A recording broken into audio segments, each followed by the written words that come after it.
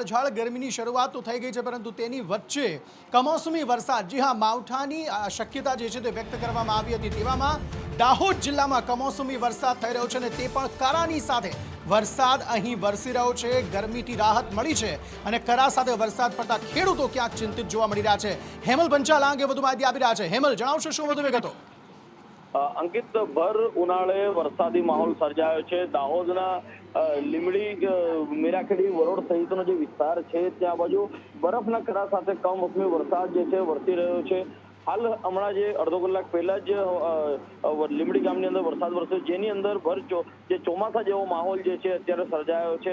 એક તરફ પવનના સુસવાટા સાથે વરસાદ જે છે વરસી રહ્યો છે અને વરસાદ જે પવનના સુસવાટાને પગલે જે દુકાનોના પતરા છે તે પણ ઉડી રહ્યા છે। જી અંકિત, સમગ્ર માહિતી આપવા માટે તો ભર ઉનાળે દાહોદમાં ધોધમાર વરસાદ વરસી રહ્યો છે। કરા સાથે વરસાદની શરૂઆત થઈ છે, ગરમીમાંથી ચોક્કસપણે રાહત મળી છે અને તેવામાં હવામાન વિભાગે હજુ પણ 2 થી 3 દિવસ સુધી આ પ્રકારની પરિસ્થિતિ રાજ્યમાં રહે તેવી શક્યતા વ્યક્ત કરી છે। દાહોદમાં તસવીરો આપ જોઈ રહ્યા છો, ખુશનુમા માહોલ થઈ ગયો છે કારણ કે ગરમીમાંથી રાહત મળી છે અને કરા સાથે વરસાદ પડતા લોકોમાં કુતૂહલ અહીં ચોક્કસપણે સર્જાયું છે અને પવન સાથે ગતિ સાથે અહીં વરસાદ જે છે તે વરસી રહ્યો છે, જેમાં કેટલાક પતરા પણ ઉડેલા હોવાની જે માહિતી છે તે પ્રાપ્ત થઈ છે, પરંતુ આ જ પ્રકારની સ્થિતિ રાજ્યમાં હજુ પણ 2 થી 3 દિવસ સુધી રહે તેવી શક્યતા પૂરેપૂરી વ્યક્ત કરવામાં આવી છે। ભર ઉનાળે અહીં કરા પડ્યા છે, જેને લીધે લોકોમાં કુતૂહલ ચોક્કસપણે સર્જાયું છે। દાહોદના લીમડી, વરોડ, અલગ અલગ વિસ્તારોમાં વરસાદી વાતાવરણ સર્જાતા લોકોમાં રાહત અનુભવાય છે કારણ કે કાળઝાળ ગરમીની ઉનાળાની શરૂઆત થઈ ચૂકી છે અને કાળઝાળ ગરમી જે છે તે વર્તાઈ રહી છે। 41 ડિગ્રી સુધી કેટલાક જે શહેરો છે તેનું તાપમાન પહોંચી ચૂક્યું છે। તેવામાં આ જે વરસાદ છે તે રાહતરૂપી વરસાદ લોકો માટે જોવા મળી રહ્યો છે, પરંતુ ખેડૂતો માટે ચિંતાનો વરસાદ જોવા મળી રહ્યો છે। તો દાહોદની સાથે અન્ય જિલ્લાઓ પણ છે કે જ્યાં કમોસમી વરસાદ એટલે કે માવઠું પડ્યું છે, કે જ્યાં લોકોને રાહત મળી છે પરંતુ ખેડૂત ચિંતિત છે।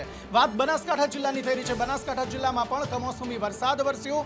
વરસાદ વરસતા દાંતા તાલુકામાં કમોસમી વરસાદ વરસ્યો છે, અન્ય વિસ્તારોમાં પણ કમોસમી વરસાદ વરસ્યો છે। અંબાજી મંદિર ખાતે પણ વરસાદ જે છે તે વરસ્યો છે। આ ઉપરાંત ભાણપુર અને હડાદ સહિતના ગામમાં પણ વરસાદ વરસ્યો છે। તો બે અલગ અલગ તસવીરો, એક તરફ દાહોદની છે તો બીજી તરફ અંબાજીની તસવીરો છે। દાહોદમાં કરા સાથે વરસાદ પડ્યા છે તો બનાસકાંઠામાં પણ અલગ અલગ વિસ્તારોમાં વરસાદ પડતો જોવાઈ રહ્યો છે અને હજુ પણ આગામી કેટલાક દિવસો સુધી આ પ્રકારની સ્થિતિ અહીં રહે। અંબાજી અને ખાસ બનાસકાંઠામાં કેવી પરિસ્થિતિ વરસાદને લઈને, માવઠાને લઈને, લક્ષ્મણજી ઠાકોર વધુ માહિતી આપી રહ્યા છે। લક્ષ્મણ, જણાવશો શું વધુ વિગતો? ચોક્કસથી વાત કરવામાં આવે અંબાજીની, તો અંબાજીમાં જે અંબાજી દાતા પથકની અંદર જે બપોર બાદ જે વરસાદી વાતાવરણ માહોલ જામ્યો હતો અને દાતા તાલુકાની આજુબાજુ જે વરસાદ પડ્યો હતો અને જે બજારોમાં જે રોડ રસ્તાઓ પણ ભીના થયા હતા અને દાંતા પંથકની અંદર અનેક જગ્યાએ પતરા પણ ઉડ્યા હતા અને આજુબાજુના વિસ્તારોમાં જે વરસાદ પડતા જે ખેડૂતો છે તે પણ ચિંતામાં મુકાયા હતા। જી, આભાર સમગ્ર માહિતી આપવા માટે। તો દાહોદ અને બનાસકાંઠામાં તો વરસાદ વરસી જ રહ્યો છે, પરંતુ આ તમામની વચ્ચે લોકોમાં અત્યારે વરસાદને લઈને ખુશનુમા માહોલ થયો છે, તેને લઈને રાહત અનુભવાઈ રહી છે। તો આ તરફ હવામાન વિભાગે પણ કહ્યું છે કે હજુ પણ આગામી કેટલાક દિવસો સુધી આ પ્રકારની સ્થિતિ રાજ્યમાં જોવા મળી શકે છે કારણ કે કમોસમી વરસાદ જે છે તે અલગ અલગ વિસ્તારમાં વરસી શકે છે અને આ વખતે કહ્યું છે કે મધ્ય અને દક્ષિણ ગુજરાત આ અલગ અલગ વિસ્તારો જે ત્યાં આગળ વરસાદ જે છે તે જોવા મળી શકે છે। ગાજવીજ સાથે સામાન્ય વરસાદની આગાહી જે છે તે હવામાન વિભાગે કરી છે। 13, 14 અને એપ્રિલ આ 3 દિવસ સુધી વરસાદની આગાહી જે છે તે ગાજવીજ સાથે સામાન્ય વરસાદની આગાહી હવામાન વિભાગ દ્વારા કરવામાં આવી છે। શું કહ્યું હવામાન વિભાગ દ્વારા, आओ सांभळिए। आने वाले दिनों के लिए जो गुजरात स्टेट के लिए पूर्वानुमान दिया गया है उसमें डे 1 से डे 2 तक ड्राई वेदर प्रिवेल करेगा और डे 3, डे 4, डे 5 में आइसोलेटेड प्लेसेस में लाइट रेन होने का पूर्वानुमान दिया गया और साथ में थंडर स्टॉर्म की भी वार्निंग दी गई है डे 3, डे 4, डे 5 में। और डे 3, डे 4, डे 5 में जहाँ पे लाइट रेन आइसोलेटेड प्लेसेस में साथ में थंडर स्टॉर्म होंगे है वो ज़िले हैं नर्मदा। डे 3 के लिए वलसाड़, नवसारी, सूरत, भरूच और सौराष्ट्र का एक ज़िला है गिर सोमनाथ और कच्छ। और डे 4 की बात करेंगे जहाँ पे लाइट रेन साथ में थंडर स्टॉर्म होंगे आइसोलेटेड प्लेसेस पे, वो ज़िले हैं नर्मदा, छोटा उदयपुर, दाहोद, अरावली, साबरकांठा, कच्छ और गिर सोमनाथ। હવામાન વિભાગની સાથે સાથે હવામાન નિષ્ણાત અંબાલાલ પટેલે પણ આગાહી કરી છે કે આગામી કેટલાક દિવસોમાં આંધી વંટોળ સાથે વરસાદ જે છે એટલે કે કમોસમી વરસાદ જે છે માવઠું જે છે તે વરસી શકે છે। આ ઉપરાંત તેમણે એમ પણ કહ્યું છે કે મેના અંત સુધી કાળઝાળ ગરમીનો અનુભવ જે છે તે રાજ્યમાં થવાનો છે, એટલે લોકોએ તેના માટે પણ તૈયાર રહેવું પડશે। હવામાન નિષ્ણાત અંબાલાલ પટેલે શું કહ્યું, આવો સાંભળીએ। અવલોકન કરીએ તો આ ચોમાસાની ગતિવિધિ ખાસ કરીને આહવાના વલસાડમાં વધારે વરસાદ થવાની શક્યતા રહેશે। દક્ષિણ સૌરાષ્ટ્રમાં જૂનાગઢના ભાગમાં ભારે વરસાદ થવાની શક્યતા રહેશે। અમરેલીના ભાગોમાં વરસાદ થવાની શક્યતા રહેશે અને ઉત્તર ગુજરાત બનાસકાંઠાના ભાગોમાં પણ વધુ વરસાદ થવાની શક્યતા રહેશે। પરંતુ ધીરે ધીરે આ જ્યારે ખ્યાલ આવશે, ગરમી તો છે કે જૂન સુધી ગયા છે, તેમાં ઈડરના ભાગો, વડાલીના ભાગો અને લગભગ અરવલ્લીના ભાગોમાં થોડી ગરમી વધારે છે, પંચમહાલના ભાગોમાં પણ ગરમી વધારે છે। એટલે આ વખતે ગરમી અને હવામાનમાં વધઘટ આવતું રહેશે। તો એક તરફ આ માવઠું જે છે તે ગરમીથી તો રાહત આપી રહ્યું છે, પરંતુ ઉનાળુ પાક માટે નુકસાનકારક સાબિત થઈ શકે તેવું ખેડૂતોનું માનવું છે અને તેના કારણે ખેડૂતો જે છે તે અહીં ચિંતિત જોવા મળી રહ્યા છે। વાત સુરતની કરીએ, કાયદો વ્યવસ્થાની સ્થિતિ જે છે તે સુરતમાં સતત કથળી રહી છે, કારણ કે કાયદો વ્યવસ્થાને અનુરૂપ કોઈ પણ કામ અહીં થતું નથી। સરા જાહેર અહીંયા હત્યાનો મામલો સામે આવ્યો છે। 4 દિવસમાં 8 હત્યાના બનાવો થોડા દિવસ પહેલા જ બન્યા, તેવામાં વધુ એક હત્યા અને પણ સરા જાહેર એક બુટલેગરની હત્યા જે છે તે કરવામાં આવી છે। ભજનસિંહ ઉર્ફે ચીખલીગર નામના બુટલેગરની हत्या કરી દેવામાં આવી। का परिवार ने पूरे गैंग ने मारा मेरे आदमी को। सिंगोड़ी, भाव सिंह, भाव गेन, बलदेव सबने मिलके मेरे आदमी को मारा है। हम चाचा भतीजा झगड़ा हुआ तो लोग ने मारा है। भाव सिंह ने सिंगो और अपना मोहन सिंह 10 लाख रुपया मांग रहे थे मेरे से कि तू 10 लाख रुपया दे दे, नहीं तो तेरे लड़के को मार दूंगा मैं। 10 लाख रुपया पूना में झगड़ा हुआ था, शादी में गए थे हम, ऐसा पीने खाने में हो गया था भाव सिंह के साथ झगड़ा। અત્યારે એક હત્યાનો બનાવ બન્યો છે અને વિગતવારની તપાસ ચાલુ છે। તપાસ કરીને તમને વિગતમાં જણાવીએ છીએ। મૃતક ચીખલીગર છે, ભજનલાલ નામ છે, ભજનસિંહ। તપાસ કરીને જણાવીએ છીએ। અંગત અદાવતમાં હત્યા થઈ હોય એવું જણાઈ આવે છે હાલમાં। સમગ્ર મામલે વધુ માહિતી સાથે સંવાદદાતા મનીષ પરમાર પણ જોડાઈ ગયા છે। મનીષ, આ સમગ્ર મામલે શું વધુ વિગતો મળી રહી છે? સરા જાહેર હત્યા થઈ છે, કાયદો વ્યવસ્થાની સ્થિતિ પર સતત સવાલ ઉઠી રહ્યા છે સુરત સામે। जी बिल्कुल, बात करिए अंकित तो सूरत शहर में कायदो व्यवस्था परिस्थिति पर अनेक सवालों उभा थई रह्या छे, कारण के एक बाद एक हत्या करवामां आवी रही छे अने ते पण લુખ્ખા તત્વ અને ગુનેગારો જે રીધા ગુનેગારો છે તે હત્યાને અંજામ આપી રહ્યા છે। ત્યારે સુરતના ઉડના વિસ્તારમાં વધુ એક હત્યાનો બનાવ બન્યો છે, જેમાં સીસીટીવી પર સામે આવ્યા છે। સીસીટીવીમાં સ્પષ્ટપણે દેખાઈ રહ્યું છે કઈ રીતના જાહેર રોડ પર જે આ ભજનલાલ છે તે પોતાના સ્કોર્પિયો કાર લઈને જઈ રહ્યો છે, તે દરમિયાન જ એક પિકઅપ બુલેરો આવે છે અને તેની ગાડી પર સામે ગાડી આતરીને તેને નીચે ઉતારે છે। ત્યારબાદ તલવાર તેની પર તૂટી પડે છે। 4 જેટલા ઈસમો છે તે ભજનલાલ પર તૂટી પડે છે। સામે ભજનલાલ પણ જે હુમલો કરે છે એમાં ઘટનામાં સ્પષ્ટપણે દેખાઈ રહે છે કે એક હત્યારો પર ઘાયલ થાય છે। પરંતુ મહત્વની વાત એ છે કે સુરત શહેરમાં એક બાદ એક હત્યાના બનાવો બની રહ્યા છે, તેવામાં વધુ એક હત્યા બનતા સુરત શહેરમાં ચકચાર મચી જવા પામી છે અને સુરતીઓ છે તે હવે દહેશતના મારે જીવી રહ્યા છે તેવું લાગી રહ્યું છે। જી અંકિત, આભાર સમગ્ર માહિતી આપવા માટે। અને સુરતમાં દહેશત દેખાય પણ છે, કારણ કે સરા જાહેર હત્યા થવી, કાયદો વ્યવસ્થાને હાથમાં લેવો અને કાયદો વ્યવસ્થા ક્યાંય દેખાતી જ નથી તેવી સ્થિતિ જે છે તે સુરત શહેરમાં અત્યારે જોવા મળી રહી છે।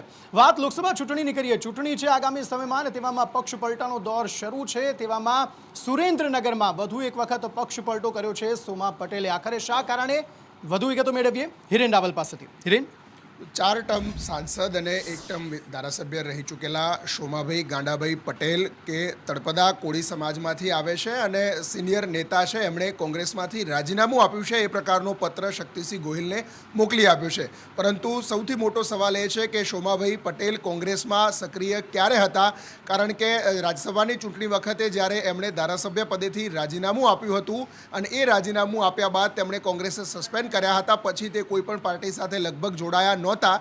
તો કોંગ્રેસમાંથી રાજીનામું કયા કારણોસર આપ્યું તે સૌથી મોટો પ્રશ્ન અત્યારે દેખાય છે।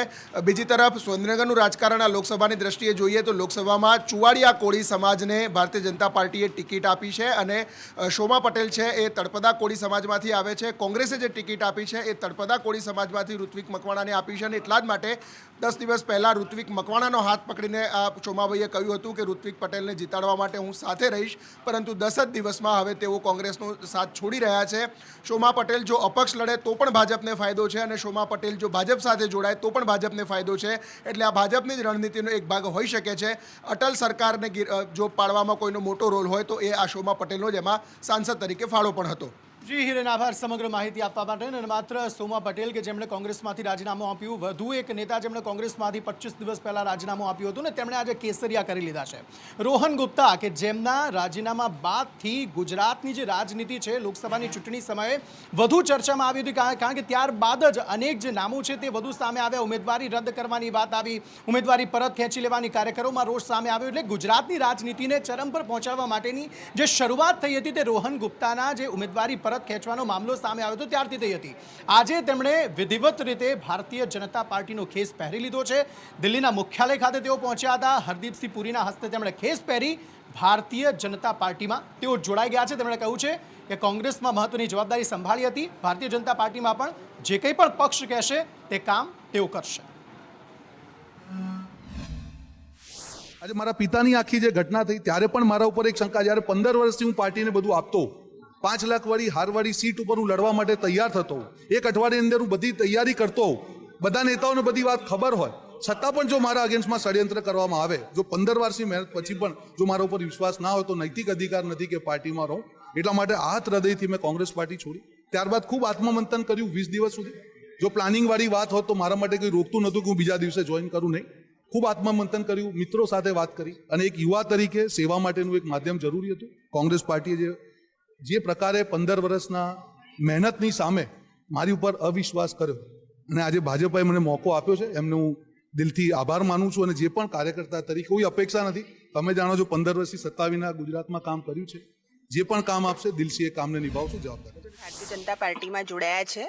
આપ જોઈ રહ્યા છો કે લાંબા સમયથી કોંગ્રેસના જેટલા પણ વરિષ્ઠ આગેવાનો છે, યુવા નેતાઓ છે, આ બધા જ લોકો જાહેર જીવનના પ્લેટફોર્મ પર આવીને ઘણી વખત કહી ચૂક્યા છે કે કોંગ્રેસની અંદર એક જ પરિવાર છે, ગાંધી પરિવાર, અને માન્ય શ્રી રાહુલ ગાંધી.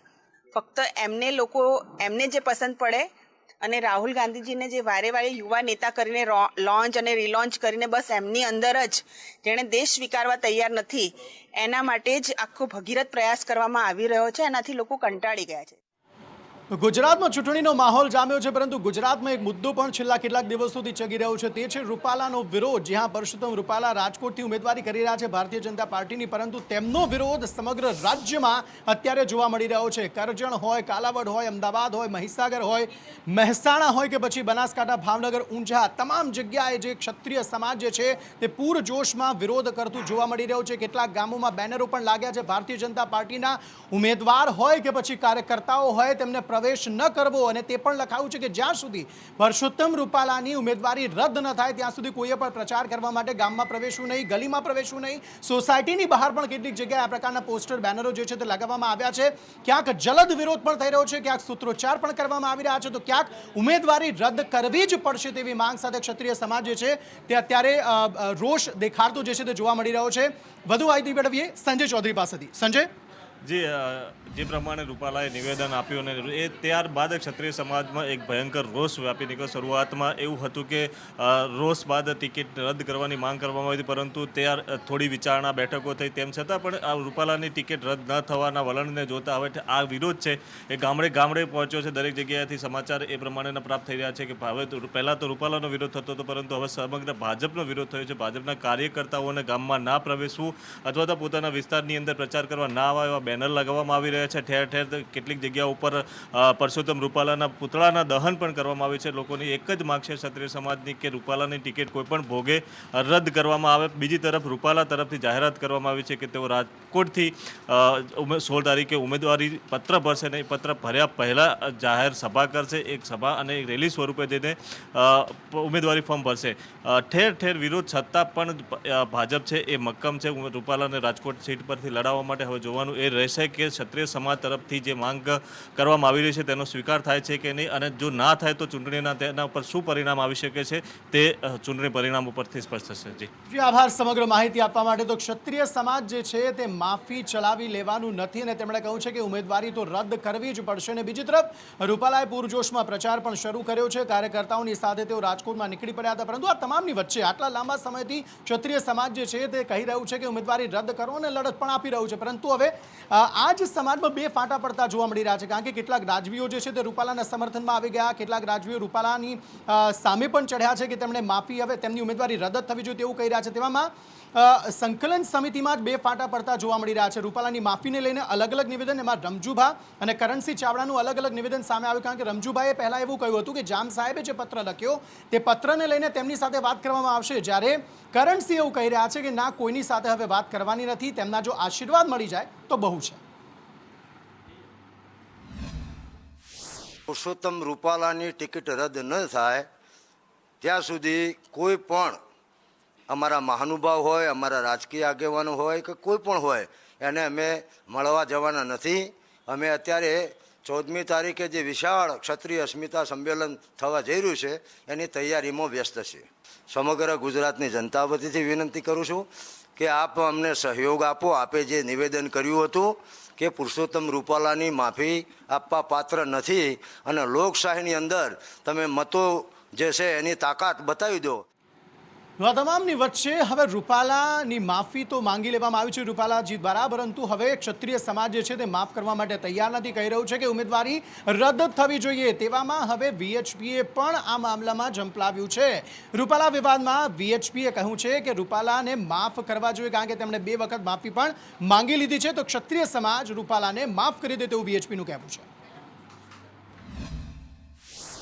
વિવાદથી કોઈ પ્રશ્નોનું નિરાકરણ આવતું નથી. સંવાદ એકમાત્ર જ એનો ઉપાય છે. અને જે બંને પક્ષો તરફે જે પ્રકારના વાદ વિવાદ ચાલી રહ્યા છે અને સામસામે કંઈ ચાલી રહ્યું છે એ સમાજ માટે પણ યોગ્ય નથી, સંસ્કૃતિ માટે પણ યોગ્ય નથી. અને બધા જે કઈ રીતે પોતપોતાની રીતે રજૂઆતો કરે છે એ કરવાનો દરેકના લોકશાહીમાં અધિકાર છે. પણ વર્તમાનમાં જે પરિસ્થિતિ છે એનાથી ક્ષત્રિય સમાજ માટે આપણે કહીએ તો ક્ષત્રિય સમાજે આ દેશમાં ઘણું બધું આપ્યું છે, બલિદાનો આપ્યા છે અને એના તો ઇતિહાસ પણ જાહેર છે. એવા સમાજ માટે જ્યારે કોઈ એક શબ્દ કોઈ બોલે તો સ્વાભાવિક છે બધાને મન દુઃખ થાય અને આક્રોશના સ્વરૂપમાં પ્રગટ થાય ત્યારે એને રોકવું બહુ અઘરું પડે. આ પરિસ્થિતિ થઈ ગઈ છે અત્યારે. પણ જે થઈ ગઈ છે તો થઈ ગઈ છે. પાર્ટીએ દેશ અને સમાજ માટે ઘણા મોટા કામો કર્યા છે.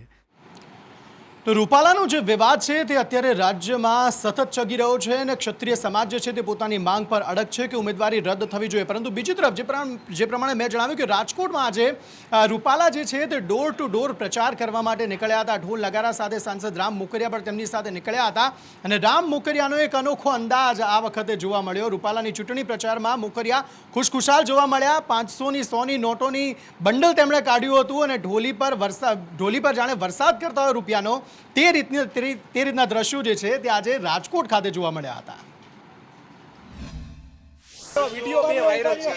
સારું થયું. રૂપિયા ઉડાડ્યા નથી, એ સમાજને ભેટ આપ્યા છે. સારું થયું. રૂપિયા ઉડાડ્યા નથી, એ સમાજને ભેટ આપ્યા છે.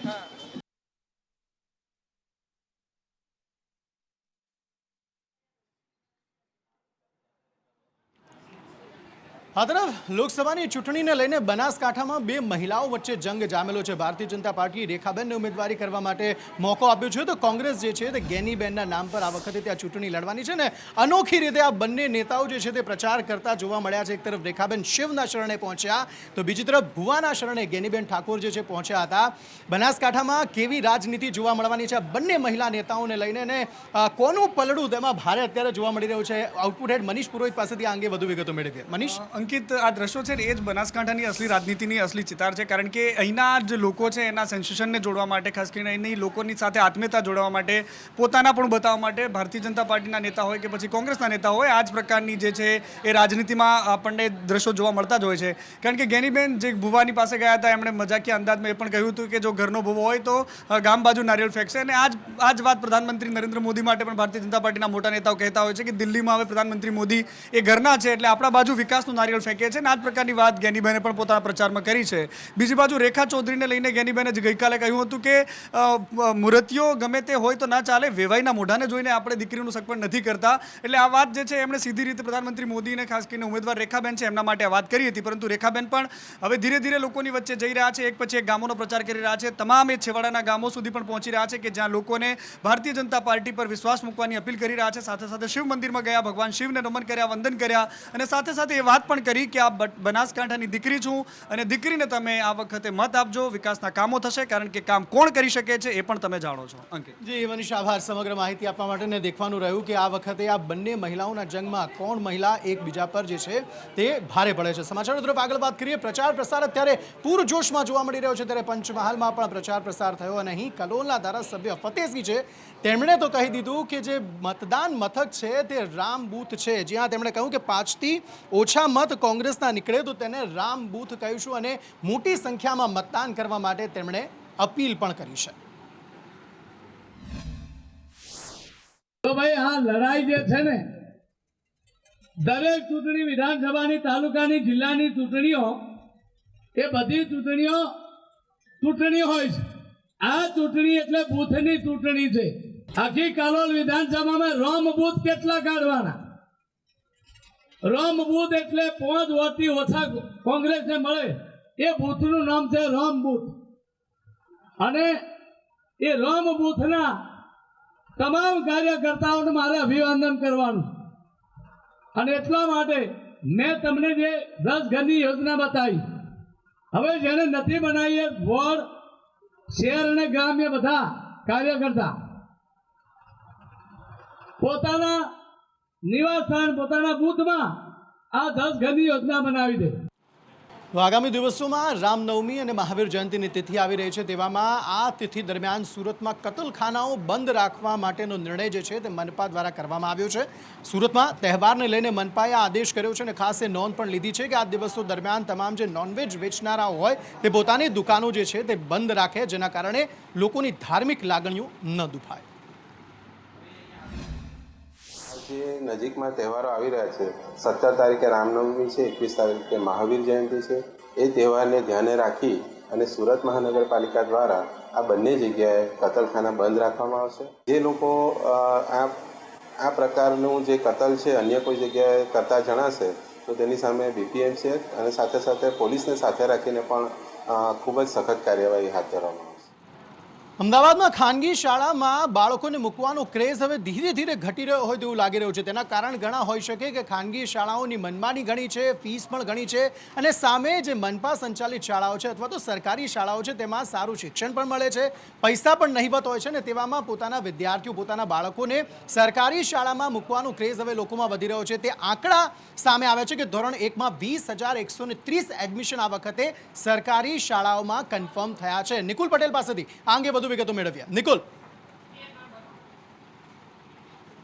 જે બિલકુલથી અંકિત, વારંવાર જે છે તે આપણે જોતા આવ્યા છે કે જે ખાનગી શાળાઓ છે તે મસ્ત મોટી જે ફી છે તે વસૂલતી હોય છે, અને શિક્ષણમાં પણ જે છે તે ત્યાં શૂન્ય રહેતું હોય છે. ત્યારે વાલીઓ જે છે તે હવે સરકારી શાળા તરફ વળી રહ્યા છે. જે રીતે સરકારી શાળાના આંકડા સામે આવ્યા છે, AMC સંચાલિત જે સ્કૂલ બોર્ડની સ્કૂલો છે તેની અંદર સતત જે વિદ્યાર્થીઓનો ઘસારો છે તે વધી ચૂક્યો છે. અત્યાર સુધીમાં 29,000 કરતાં પણ વધુ જે બાળકો છે તે સરકારી સ્કૂલની અંદર જે છે પ્રવેશ મેળવવા માટે આવ્યા છે. મહત્વની બાબત છે કે અત્યાર સુધી જોવામાં આવતું હતું કે ખાનગી શાળાઓ તરફ જે છે તે એડમિશન લેવા માટે જે વાલીઓની જે મીટ છે તે માંડેલી હોતી હતી, પરંતુ હવે સરકારી શાળાઓમાં જે છે તે એડમિશન લેવા માટે વેઇટિંગ છે તે જોવા મળી રહ્યા છે. અને ખાસ કરીને ધોરણ 1ની અંદર 20,000 કરતાં જે વધુ વિદ્યાર્થીઓના એડમિશન જે છે તે કન્ફર્મ થયા છે, જ્યારે બાળ વાટિકાની અંદર 9,000 કરતાં જે વિદ્યાર્થીઓ છે તેમના એડમિશન જે છે તે કન્ફર્મ થયા છે. એટલે કે અત્યાર સુધી 29,000 જેટલા વિદ્યાર્થીઓએ AMC સંચાલિત સ્કૂલ બોર્ડની સ્કૂલની અંદર જે છે તે એડમિશન લીધા છે.